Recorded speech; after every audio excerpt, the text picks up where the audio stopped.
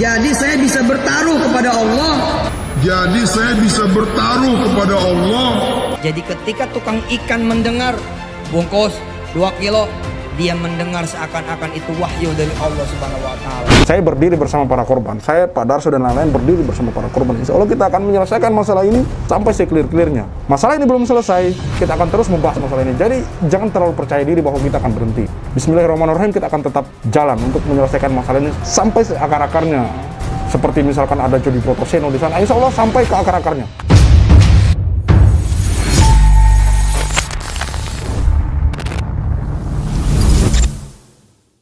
Oke, bismillahirrahmanirrahim. Assalamualaikum warahmatullahi wabarakatuh. Kembali lagi bersama Khalid Al-Walid. Ya, saudaraku, sahabatku, subscriber Cahaya Islam.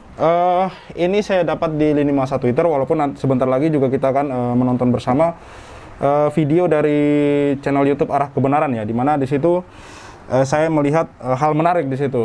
Arah Kebenaran itu mengungkap beberapa hal pernyataan dari Yusuf Mansur yang saya pikir ada hubungannya dengan ini ya. Maksudnya, jadi Yusuf Mansur itu selalu mengaitkan atau membawa Allah di masalahnya gitu, dimana dia menempatkan Allah Subhanahu wa Ta'ala, Sang Maha Pencipta yang maha besar lah, tidak sesuai pada tempatnya kalau menurut saya di sini. Ini dari Gelora News, pernyataan Yusuf Mansur ya. Token kripto anaknya anjlok 24,42%.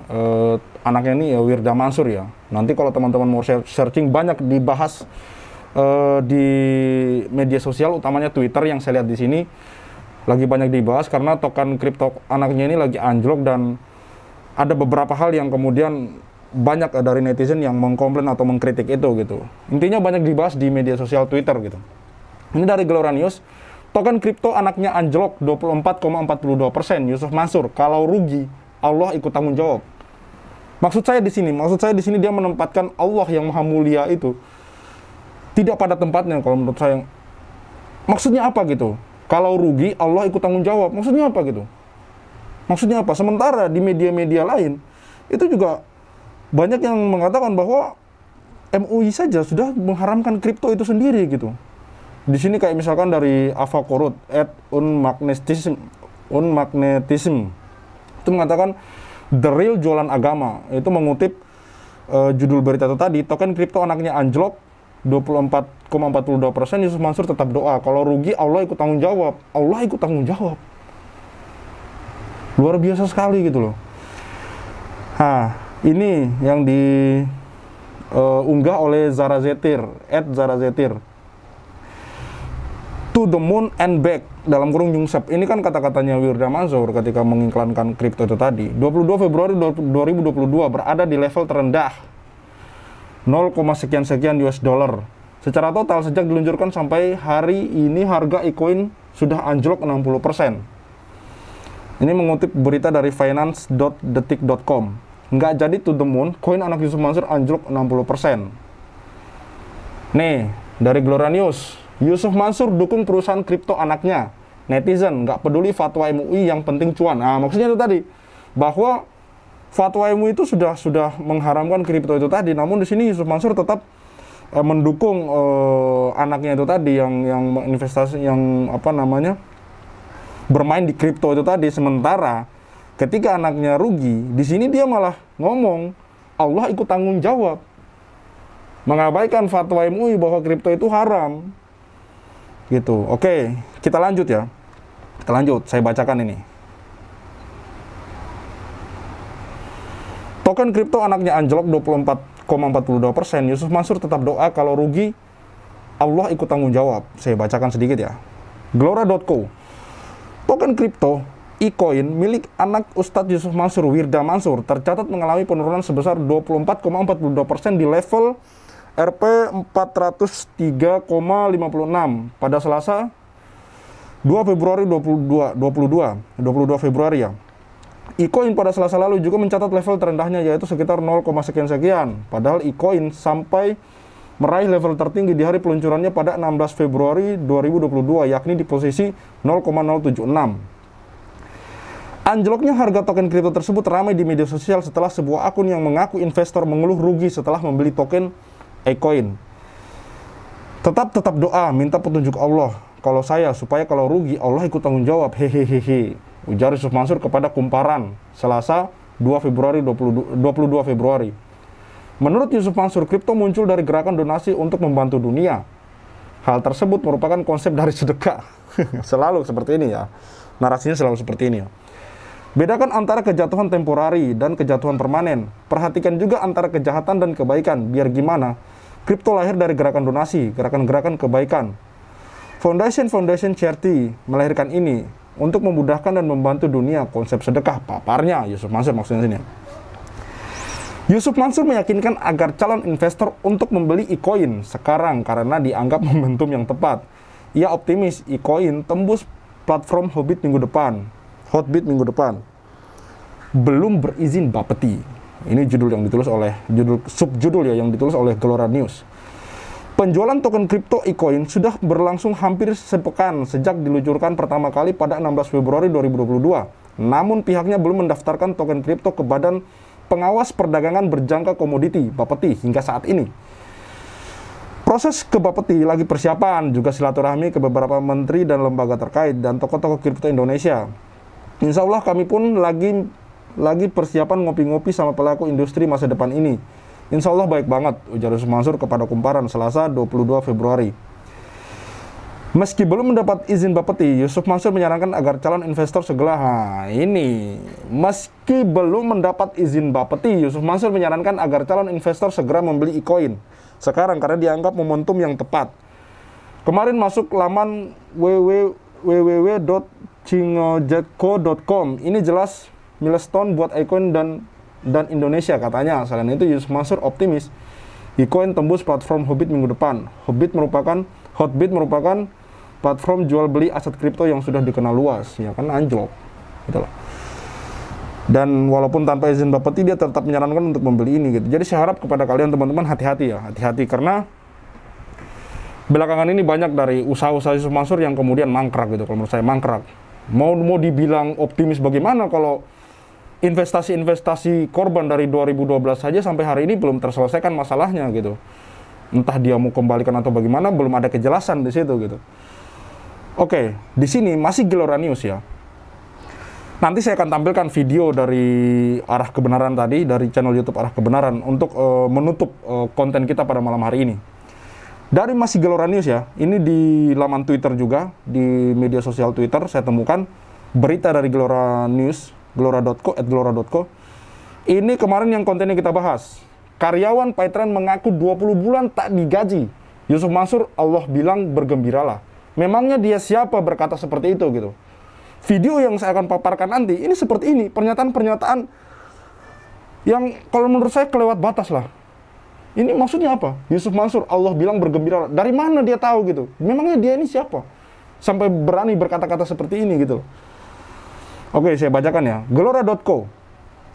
Ucapan Ustadz Yusuf Mansur bahwa Paytrend akan melantai di bursa saham alias Go Public IPO dibantah karyawan Paytrend Aisyah. Aisyah mengatakan kondisi keuangan PT Veritra Sentosa Internasional atau VSI ya sebagai pengelola Paytrend sangat buruk.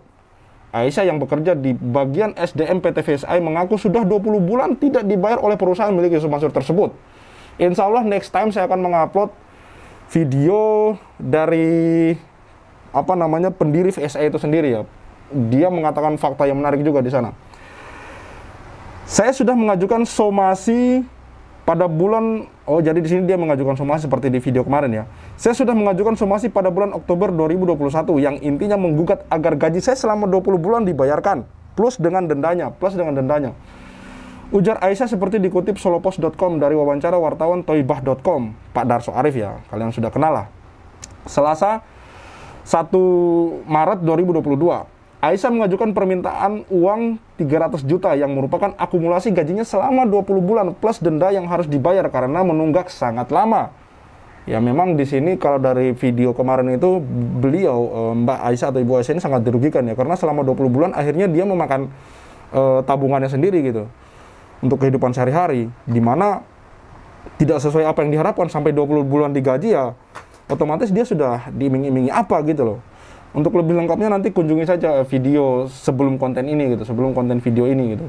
Di situ Aisyah mengungkapkan hal-hal yang tidak mengenakan gitu, dan sangat membuat jengkel. Kalau menurut saya jengkel melihat video seperti itu, bukan jengkel kepada Aisyahnya ya, jengkel dengan kenyataan bahwa mereka memberi kepercayaan kepada seorang Yusuf Mansur, namun kemudian kepercayaan itu diabaikan gitu, tidak diindahkan gitu, malah dibalas dengan hal yang tidak mengenakan.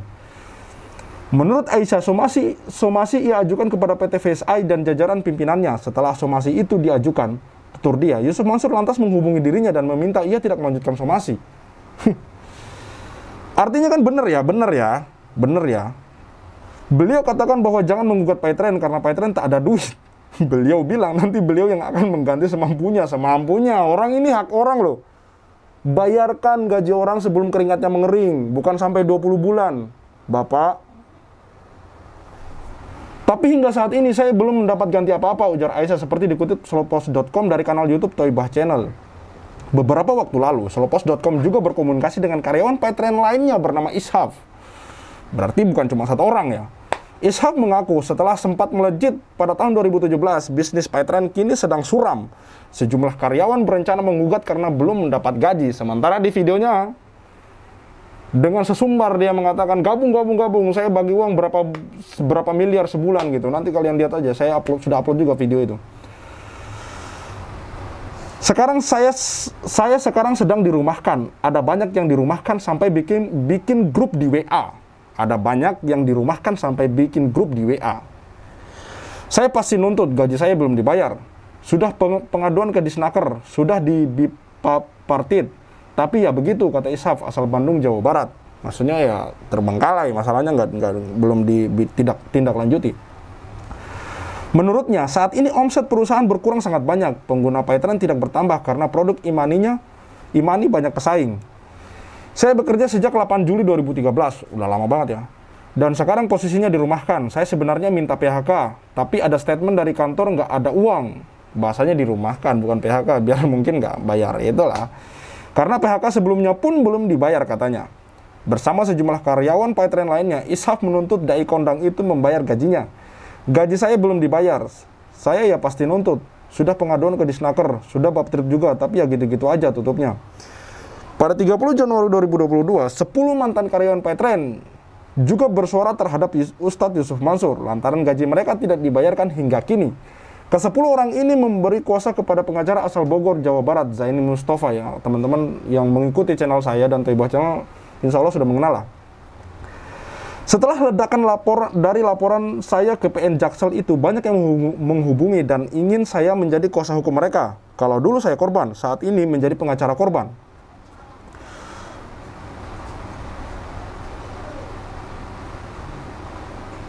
Menjadi pengacara korban, ujar Zaini kepada slowpost.com Minggu 30 Januari 2022.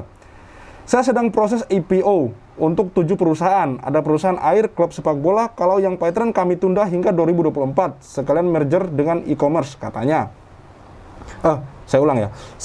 Sebelumnya diberitakan, Yusuf Mansur di kanal YouTube detik.com menyatakan dirinya sedang memproses inisial public offering atau IPO untuk 7 perusahaannya, salah satunya Paytrend. Gitulah. Saya sedang proses IPO untuk 7 perusahaan. Ada perusahaan air, klub sepak bola. Kalau yang Paytrend kami tunda hingga 2024. Sekalian merger dengan e-commerce katanya. Ya, dia bicara seperti ini sementara karyawan nggak digaji, itu maksudnya apa gitu. Dia sampai menghubungi karyawan katanya belum ada duit segala macam, tapi di sisi lain dia ngomong seperti ini gitu. Aneh, nggak sinkron, selalu nggak sinkron antara omongan satu, kata-kata satu dengan yang lain. Kemudian pada 16 Januari 2022, Yusuf Mansur didatangi puluhan karyawan Paytrend di Institut Darul Quran Tangerang. Di hadapan karyawan Paytrend, Yusuf Mansur memastikan dirinya tidak akan berhenti melangkah. Saya masih bertahan dengan narasi-narasi besar, karena seperti yang saya ajarkan, sekali kita jatuhi omongan, jangan dipatahin. Apapun kejadiannya, seperti apapun peristiwa dan kesulitannya, ujar Yusuf Mansur dalam video yang dibagikan Rektor Darul Quran Institute, Anwar Sani di akun Instagramnya @anwarsani_daku Minggu 16 Januari 2022. Berbagai ujian yang datang, ujar Yusuf Mansur, harus menjadikan setiap orang matang. Yusuf Mansur mengajak seluruh karyawan Paytrend untuk bergembira. Bergembira bagaimana, Pak? Kalau gaji mereka saja tidak diberi loh. Ini Aisyah 20 bulan nggak digaji, itu mau bergembira seperti apa gitu. Jadi, janganlah Bapak pasang topi Anda di kepala orang lain gitu. Anda mungkin bergembira, tapi yang lain gimana gitu, yang haknya tidak Anda berikan. Saya dan kita semua harusnya stabil. Karena Allah Subhanahu wa taala bilang bergembiralah. Wabasyiris sabirin, kan begitu. Udah gembira-gembira aja, itu yang membuat saya masih mikirin yang lain lanjutnya. Bergembira gimana? Anda mungkin gembira, duit Anda banyak. Lah ini karyawan yang belum Anda gaji, Anda suruh bergembira. Maksudnya gimana gitu loh? Maksudnya gimana? Yusuf Mansur menegaskan berbagai kekuatan yang datang kepada dirinya beberapa waktu terakhir tidak membuatnya goyah, justru semua itu membuatnya semakin bersemangat. Lah ini kan masalah Anda sendiri yang buat. Nggak ada loh yang berubah dari saya kecuali berat badan. Ibu bapak dan saudara-saudara di Paitren, terima kasih banyak sudah kesini. Teman-teman kesini saja merupakan obat bagi saya katanya. Obat bagi... Astagfirullah, saya sudah ngomong ya di konten sebelumnya. Janganlah terlalu banyak beretorika gitu. Cukup selesaikan saja apa yang orang-orang haknya yang belum Anda penuhi. Selesai masalah kok. Nggak usah Anda suruh bergembira. Mereka sudah bergembira duluan gitu. Ketika haknya Anda penuhi. Nggak usahlah banyak berteori bergembiralah karena Allah. Itu memang iya betul. Tapi Anda mau bagaimana dulu gitu. Haknya Anda mau kasih apa tidak. Haknya Anda mau berikan apa tidak gitu. Haknya Anda mau penuhi apa tidak gitu. Jangan Anda suruh orang bergembira. Sementara mereka kelaparan. Bagaimana ceritanya gitu. Bagaimana ceritanya. Jangan bersendak gurau untuk hal-hal seperti ini gitu. Aneh. Oke, ini kita lanjut dari video channel YouTube Arah Kebenaran ya. Ini sekitar 6 menit. Jejak digital Yusuf Mansur terus bermunculan. Video ini tidak untuk ditiru, sebagai pembelajaran agar lebih berhati-hati dalam menerima ilmu dan menyadari apa yang salah dalam tafsir berbahaya yang Yusuf Mansur sampaikan. Siapa ibu-ibu yang biasa belanja ke pasar, nggak usah bawa duit. Kita baca sholawat, kita jalan kemudian ke pasar, sebut nama Nabi. Nggak usah pakai mukaddimah, bilang sama tukang ikan. Assalamualaikum bang, tolong bungkusin 2 kilo. Jadi ketika tukang ikan mendengar bungkus 2 kilo, dia mendengar seakan-akan itu wahyu dari Allah Subhanahu wa taala. Dia mendengar seakan-akan itu wahyu dari Allah Subhanahu wa taala. Bagaimana Anda bisa menalar kata-kata seperti itu? Sepanjang yang saya tahu, saya bukan orang pintar dalam ilmu agama ya. Dari ceramah-ceramah beberapa ustadz lain yang saya pikir punya kapabilitas di situ ya, kayak Ustadz Khalid Basalamah, Ustadz Adi Hidayat. Saya baca-baca buku-buku tentang zaman Nabi dan para sahabat. Saya belum pernah dengar ajaran macam ini gitu. Ke pasar, beli sayur, beli barang dengan sholawat gitu. Iya, sholawat itu hal yang baik gitu. Kita harus bersalawat kepada Rasulullah SAW. Allahumma sholli ala sayyidina Muhammad wa ala sayyidina Muhammad. Tapi penerapannya seperti ini, saya pikir ini sesuatu yang keliru dan salah gitu. Bagaimana ceritanya? Dan di sini dia mengatakan wahyu. Sepanjang yang saya tahu, wahyu itu hanya turun kepada Rasulullah, kepada nabi-nabi. Bagaimana ceritanya dia mengatakan itu akan turun, Allah akan menjadi wahyu, dia mendengar seperti... Bagaimana gitu loh? Analogi seperti apa yang dipakai gitu loh? Ke pasar, beli sayur pakai sholawat gitu. Coba. Karena saya bilang dunia akan melihat. Jadi saya bisa bertaruh kepada Allah. Jadi saya bisa bertaruh kepada Allah. Ya Allah, kami bangun perusahaan ini dengan agamamu. Kalau engkau tidak membantu saya, tidak membantu kami, maka tesis ini menjadi salah. Kalau engkau tidak membantu saya, tidak membantu kami, maka tesis ini menjadi salah. Jadi pengusaha itu mudah. Ente nggak perlu mikir pak, bu, yang mikir biar Allah, yang mikir biar Allah. Ente nggak perlu mikir pak, bu, yang mikir biar Allah, yang mikir biar Allah. Nah ini, yang pertama tadi dia menjustifikasi Allah gitu, bertaruh gitu. Yang kedua ini dia mengatakan menjadi pengusaha itu gampang, nggak perlu mikir, yang mikir biar Allah gitu. Kalian bisa menalar nggak kata-kata seperti ini gitu? Yang mikir biar Allah gitu. Astagfirullahaladzim, na'udzubillah min dzalik. Maksudnya apa gitu loh? Bicara seperti ini tuh maksudnya apa? Ini ceramah lama ya. Tapi tetap bisa kita angkat karena ceramah itu nggak ada kadaluarsanya gitu. Dan Yusuf Mansur harus mengklarifikasi itu. Kata-kata seperti ini maksudnya apa gitu? Yang mikir biar Allah. Bisnis kita nggak perlu mikir. Siapa di sini yang berbisnis nggak perlu mikir gitu? Siapa yang bisa membenarkan hal-hal seperti ini gitu? Anda yang bisnis, Allah yang disuruh berpikir gitu. Maksudnya apa coba? Ya, Yusuf Mansur harus mengklarifikasi ini. Nggak ada kadaluarsa dalam ceramah gitu. Dan ini ceramah lama memang. Ceramah lama. Bukan hoax ya, ceramah lama. Ada videonya kok. Anda mau bilang apa? Gibah. Berarti hal-hal seperti ini, kemungkaran seperti ini mau dibiarkan. Aneh gitu, mau bilang fitnah, videonya ada. Jadi tidak bisa, Anda perlu bantah kata-kata ini gitu. Kalau Anda membantah, bantah gitu. Bisnis seperti apa yang dijalankan tanpa perlu berpikir gitu. Malah di sini dia bilang biar Allah yang berpikir. Maksudnya apa? Biar orang nggak berpikir untuk investasi gitu. Ente nggak perlu kerja, yang kerja biar Allah. Ente nggak perlu kerja, yang kerja biar Allah. Ustaz, udah, jangan protes deh. Jadi murid kok ya kebanyakan protes. Kalau sedekahnya nggak berani, jangan ngimpi buat banyak duit. Kalau sedekahnya nggak berani, jangan ngimpi buat banyak duit. Kalau sedekahnya kecil, jangan ngimpi dapat yang gede. Kalau sedekahnya kecil, jangan ngimpi dapat yang gede. Siapa yang ceramah? Yusuf Mansur. Jangan bawa cincin.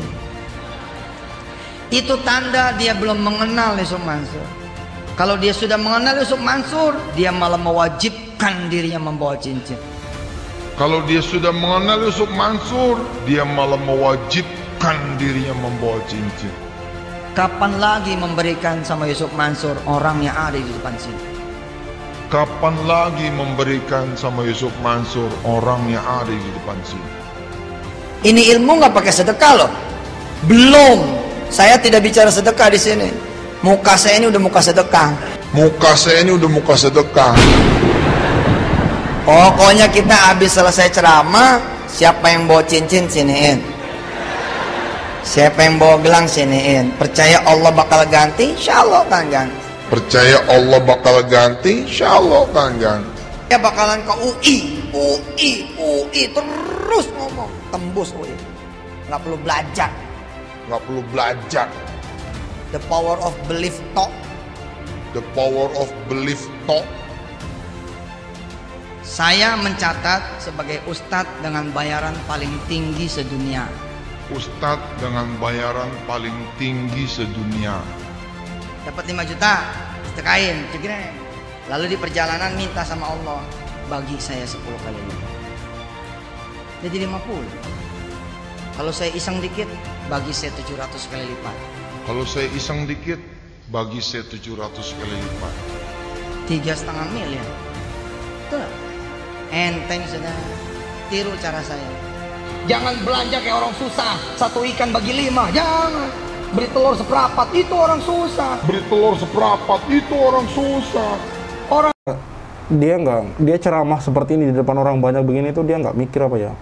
Nggak mikir perasaan orang-orang yang memang ada gitu, yang beli telur seperempat itu ada. Saya beli telur seperempat ada gitu loh. Yang beli telur seperempat itu ada. Saya dulu beli telur seperempat. Memangnya kalau beli telur seperempat apa yang salah gitu loh? Dia nggak mikir perasaan orang-orang yang kemampuannya menengah ke bawah itu. Dia nggak mikir ngomong seperti ini gitu, hanya untuk kepentingan sendiri. Yang beli telur seperempat orang susah, orang ya kalau duitnya adanya segitu gimana Pak? Anda kok ngomong seperti itu kayak nggak berpikir itu, nggak berpikir panjang gimana perasaan orang-orang yang memang seperti itu gitu. Bahkan ada yang nggak mampu beli telur gitu. Aneh banget ya ceramah seperti ini yang tidak menjaga perasaan orang lain gitu loh. kaya beli telur 7 peti. Orang kaya beli telur 7 peti. Saya bilang udah potong tuh zakat profesinya 2,5%. Bingung dia. Saya kan pengen naik gaji, kenapa jadi malah dikurangin dengan zakat? Mestinya mah jangan 2,5, tahu nggak lo? Mestinya 100%. Mestinya mah jangan 2,5, tahu nggak lo? Mestinya 100%. Punya gaji 1 juta, sedekahnya 1 juta. Punya gaji 1 juta, sedekahnya 1 juta. Ini hari apa nih? Selasa. Ya udah, siapa orang yang Selasa malam ini keluar dari rumahnya pergi, terus dia sedekah apa yang dia punya, insya Allah Selasa besok ketemu saya lagi udah diganti sama Allah 10 kali lipat. Insya Allah Selasa besok ketemu saya lagi udah diganti sama Allah 10 kali lipat. Misalkan pemirsa punya beras sekarung, ya jangan seliter yang disedekain, tapi yang disedekain sekarung. tapi yang di situ kain sekarung. Kalau perlu tidak usah disisain. Sekali-kali gitu ngelihat orang rumah nggak makan sekali-sekali. Kalau perlu tidak usah disisain. Sekali-kali gitu ngelihat orang rumah nggak makan sekali-sekali. Bu, ibu, meja kosong. Meja kosong, pegangin ujungnya. Ibu baca sholawat 100 kali. Terus tinggal sebentar, penuh nih meja. Ibu baca sholawat 100 kali. Terus tinggal sebentar, penuh nih meja. Kita minta satu dengan doa yang bulat, pulang cair. Begitu itu cair, kita mau geser aja dah. Lu mau jadi orang kaya, 2 miliar kurang. Lu mau jadi orang kaya, 2 miliar kurang. Kalau teman-teman bisa nalar, kalau saya sendiri pribadi ini banyak hal-hal yang janggal di sini, terlalu berlebihan, hiperbola gitu menceritakan sesuatu gitu, dan saya rasa ada maksudnya. Bukan saya rasa, memang kalian teman-teman sudah melihat kan beberapa video yang saya tampilkan di channel YouTube saya, di Taibah Channel, di Jia TV, dan channel-channel lain gitu. Bukan sekedar kita bernarasi di sini, bukan sekedar kita bernarasi, kita menampilkan para korban gitu. Malah di sini pihak Yusuf Mansur yang kebanyakan bernarasi gitu. Kalau dia bilang dia kembalikan, mana orang-orang yang dikembalikan uangnya itu mana? Wawancarai dong. Orang-orang yang sudah Anda kembalikan duitnya itu mana? Tunjukkan bukti-bukti sekaligus. Kemarin aja Pak Darso meminta untuk dia audit 2.500 yang bilang Anda sudah kembalikan itu, sampai sekarang Anda tidak berani gitu untuk dia audit gitu. Untuk dibuktikan gitu, apakah untuk dibuktikan kebenaran gitu, apakah benar itu yang sudah Anda bilang kembalikan 2.500? Mana orang-orangnya? Kenyataannya setiap hari korban terus bermunculan tuh. Dan sekarang Anda bilang, ketika kripto si Wirda Mansur ini anaknya turun, malah minta biar Allah yang tanggung jawab. Maksudnya apa gitu? Aneh sih. Malah terkesan menurunkan gitu. Allah yang maha pengasih, maha besar, maha perkasa gitu. Ngapain ngurusin kayak gitu, di mana fatwa MUI mengatakan bahwa itu haram gitu loh. Dan ketika anjlok, Allah ente bawa-bawa Allah gitu loh. Aneh banget ya. Jadi teman-teman, ketika masih ada yang komen-komen gibah fitnah, Anda harus catat yang mana yang lebih merugikan gitu. Yang mana yang lebih merugikan di sini. Anda juga jangan berpikir, jangan naif lah jadi orang gitu. Jangan naif lah. Pelajarilah hukum-hukum fikih dalam ajaran agama kita gitu. Kalau semua nggak bisa digibah gitu, lantas maling yang maling rumah kita atau yang maling teman kita kemalingan di jalan dan kita lihat, nggak perlu kita teriakin. Itu kan gibah, bro. Itu kan gibah. Apakah kemudian polisi tidak boleh mengumbar nama-nama tersangka gitu? Itu kan gibah juga. Bagaimana caranya kita mau menangkap penjahat gitu kalau semua apa-apa dikatakan gibah, apa-apa dibilang fitnah gitu? Toh barang buktinya ada. Barang buktinya ada. Dan jika pihak Yusuf Mansur mau melaporkan para korban gitu yang atas nama pencemaran nama baik atau apapun itu, ya tolong, harusnya itu sebelum melaporkan itu, langkah-langkahnya itu masalahnya selesai dulu gitu. Terbukti apa enggak gitu. Kalau apa yang dilaporkan oleh itu korban terbukti, berarti bukan pencemaran nama baik dong. Pencemaran nama baik ketika apa yang dilaporkan oleh korban ke pengadilan itu tidak terbukti gitu. Jangan kemudian Anda mau kayak seakan-akan kayak mau mengancam balik gitu. Belum selesai masalah Anda sudah mau melaporkan pencemaran nama baik. Apakah biar laporan dari korban-korban ini ditarik gitu maksud Anda? Biar sama-sama narik laporan? Enggak, kalau menurut yang sepanjang yang saya tahu, saya bukan orang hukum ya, tapi sepanjang yang saya tahu, pelaporan pencemaran nama baik atau apapun itu, ketika kasus yang dilaporkan oleh korban-korban ini tidak terbukti gitu, baru Anda masuk ke tahap itu, Anda melaporkan balik. Mana ada ceritanya Anda laporkan balik, sementara kasus yang Anda dilaporkan belum selesai, belum terselesaikan di pengadilan, dan Anda pun tidak datang di pengadilan gitu loh. Di video lain Anda bilang menyelesaikan masalah, ente benar-benar niat menyelesaikan masalah apa gimana? Apa cuma sekedar mau buat kita berhenti bicara gitu? Mau laporkan inilah, mau laporkan akun itulah, apa segala macam. Insya Allah kita berani, bismillah. Saya berdiri bersama para korban. Saya, Pak Darso dan lain-lain berdiri bersama para korban. Insya Allah kita akan menyelesaikan masalah ini sampai seclear-clearnya. Masalah ini belum selesai, kita akan terus membahas masalah ini. Jadi jangan terlalu percaya diri bahwa kita akan berhenti. Bismillahirrahmanirrahim, kita akan tetap jalan untuk menyelesaikan masalah ini sedetil sampai akar-akarnya. Seperti misalkan ada Jody Brotoseno di sana, insya Allah sampai ke akar-akarnya. Bismillah, kawan-kawan, kita banyak memperbanyak doa. Ini sudah masuk waktu Isya ya. Oke, cukup sekian dari video saya. Saya Khalid Al-Walid, see you on the next videos.